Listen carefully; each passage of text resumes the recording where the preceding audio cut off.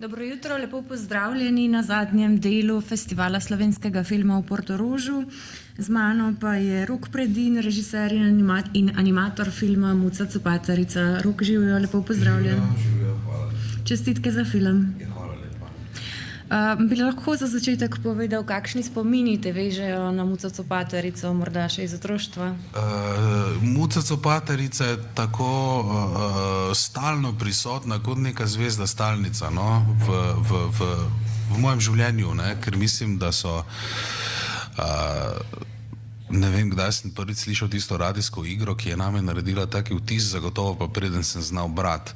Pol pa kasneje, ko sem pa seveda se naučil tudi te črke brati, sem jo rad bral zaradi ilustracij predvsem takrat, ne.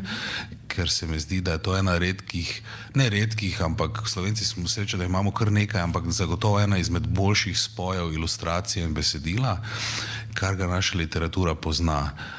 In tale Muca Copatarica, ki jo mi vidimo v knjigi, a ne, je edina Muca Copatarica. Jaz si ne predstavljam, da bi nekdo lahko to na novo izumil, ker je Ančka postavila vizualni kanon za to izjemno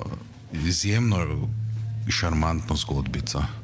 Tako da ne, če sem odgovoril na vprašanje, ne, skozi je prisotna. Je pa res, da se je v zadnjem času, v zadnjih letih recimo bistveno bolj pojavila spet v mojem življenju, ker imam sam dve majhni hčerki, ki smo jim seveda neizogibno potem tudi to Copatarico brali in seveda v tem, bi rekel, v narekovajih drugem branju, ne, sem videl Madonna, to bi bilo pa lahko tudi risanka, zakaj ne, a ne.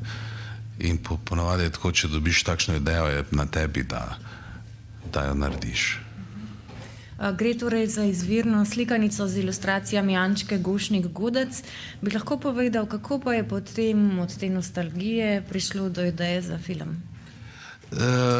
Se pravim, zato ker so same ilustracije, imam občutek, da imajo v sebi ogromno dinamike, pa nasploh pogrešam, bi rekel, v animirani produkciji tega jezika modernističnega, ki mu je bila slovenska ilustracija tako lepo zapisana s temi velikimi ilustratorkami, ki smo imeli srečo, da jih imamo, ne, tudi z stupicami, ne, pa tako naprej. In se mi zdi, da ta jezik, ki je likovni jezik, govorimo, ne, ima izjemen potencial izrazen v animaciji predvsem, ne, če se z njim zna prav delati. Zdaj, kljub temu, da je to seveda dvodimenzionalna risba, ne, se pravi, da ta ploskev pa zvrnjena perspektiva, vse, kar modernizem ponuja. Jaz sem jo pa delal v tridimenzionalni tehnologiji, pa še zmeraj vzdrži, se mi zdi. Mislim, ne samo to, mislim, da je celo plemeniti, ne, tako z teksturami pa vse. Tako da vse, kar v risanki vidimo, je tako ali drugače bilo,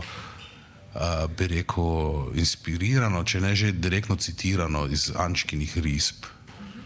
Lahko še konkretno povedal za tiste, ki se ne ukvarjamo z animacijo, pa si mogoče slabše predstavljamo, kako to nastane potem tak film, kako pride iz izvirne slikanice, pa potem do animiranega filma, kot smo ga videli včeraj. Ja, postopkov je kar nekaj, ne. Najprej seveda je treba izluščiti samo zgodbo spisati na ta način, da je primerna za film, a ne, za ekran. In tukaj je seveda Andrej, moj brat, tisti, ki prevzame celotno to breme, da to seveda ima rep in glavo.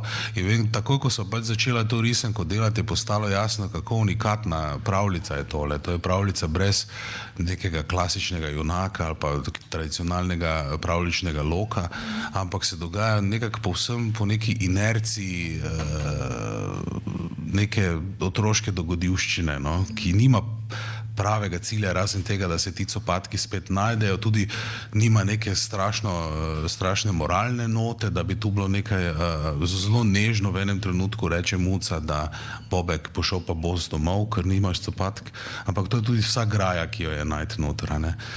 In tako da že iz tega vidika je bil to izziv, koliko lahko pa vseeno neka dramaturgija filmska to prenese. In se mi zdi, da je lahko, da je, rekel bi celo tako, da je pomanjkanje tega v animaciji sami, ne.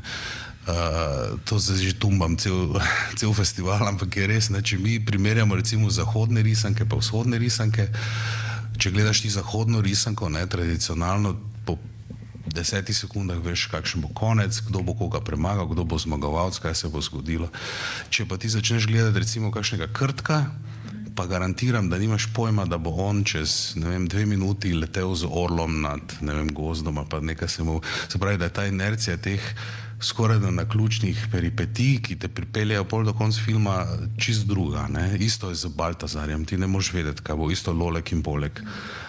Prideta, postavita šotor in čez 2 minuti se vozita z gasilnim avtom. In mislim, da to otroci pogrešajo, da imajo malo te nepredvidljive čarobne stvari, ki te doletijo, in kjer je tale lok tradicionalni, ki je že malo dolgočasen, tale trikotnik dramski, malo potisnen v ozadje. No, ampak da odgovorim na vprašanje, ne. Najprej narediš scenarij, tukaj pride noter Andrej, poveva, kiro bodo dialogi, kaj bo od knjige ostalo, potem pa pride zgodboris. Zgodboris je to, ko ti razdela zgodbo na sličice, kot v obliki nekega stripa, ne, kjer se sekvence izrišejo, zaradi tega, ker v animaciji, za razliko od filma, ti ne narediš niti enega frejma več, kot ga potrebuješ. Ne. V filmu ti rad malo več posnameš, pa še z večjih kotov, da se pokriješ, v animaciji se to mora vse prej razrešiti, ker so pač drugi postopki, ki jih težko ponavljaš, a ne. Zato, da pol z tem zgodborisom določiš najprej tok zgodbe, pol pa vzameš tak zgodboris in narediš animatik. Animatik je pa v bistvu zgodboris postavljen na časovnico, ki mu pol odmeriš, koliko je kakšna sekvenca dolga, koliko je kader dolga, in bolj tam noter prešteješ, rečeš, tale šot oziroma tale kader ima 50 frejmov, ti veš, da imaš 50 sličic za animirati in tako naprej, in pol eventualno prideš do animacije. Hkrati pa seveda, preden se resno lotiš, pa moraš pogruntati likovna govorica, ne? Kaj je likovna govorica, kako tvoj svet izgleda, kakšna so drevesa, kakšen bo stol, kakšno bo okno. Vse te stvari moraš narediti na nek način in še posebej imaš odgovornost, ko delaš s tako bogatimi stvarmi, kot jih je Ančka vnaprej narisala, da je seveda, da jih ne uničiš.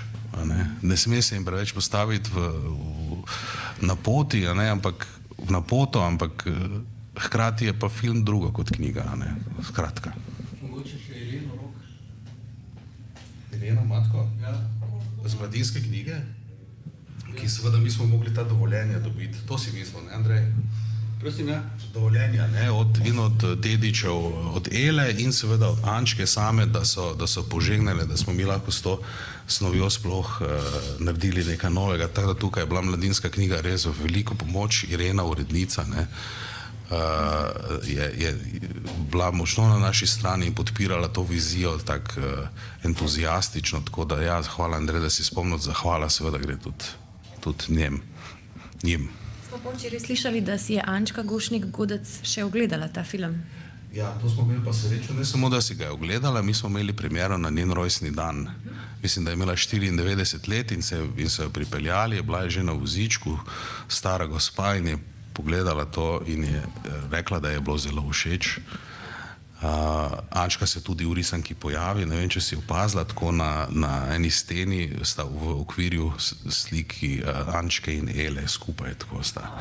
In Muca jih ima v svoji hiši. Tako da nam je seveda to, da smo imeli priložnosti pokazati, kaj smo naredili, pa to, da je bilo seveda pol to njej zelo všeč, si štejem veliko čast. Imamo kakšno vprašanje, kakšen komentar? Mogoče potem čisto za konec. Kako pa je bilo delati s tako mladimi igralci in igralkami?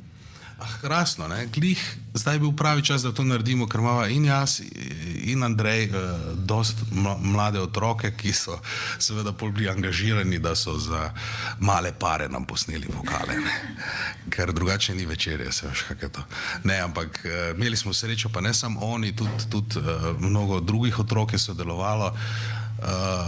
Ne vem, na otroki hitro vidiš, če kaj blefiraš ali ne, veš, oni ti znajo takoj direktno povedati, tako da tudi tu je bilo zanimiv stresni test za risanko, ki pa mislim, da smo ga prestali, ampak brez otrok seveda te risanke ne moš narediti, tako da hvala Bogu.